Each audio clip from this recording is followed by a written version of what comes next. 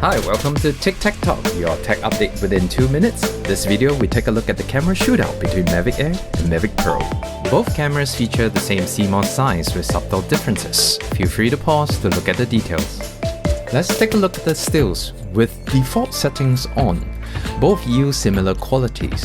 However, I noticed that Mavic Pro tend to be a little bit more overexposed.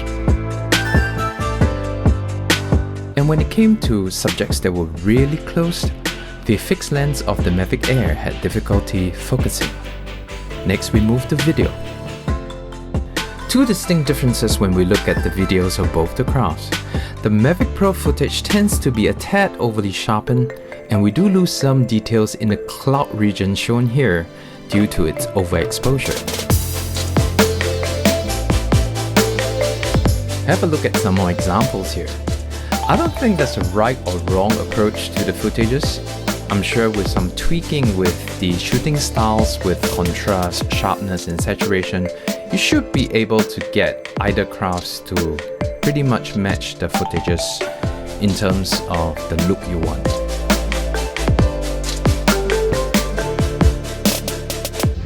Finally, we take a look at the maximum video bitrate. With 100 megabits per second, the Mavic Air just squeezes out a little bit more detail in fast-moving footages. Have a look.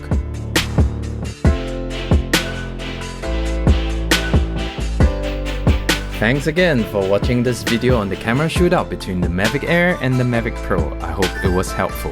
Do subscribe to this channel and leave a comment below on how I can improve my videos. Thanks again. See ya!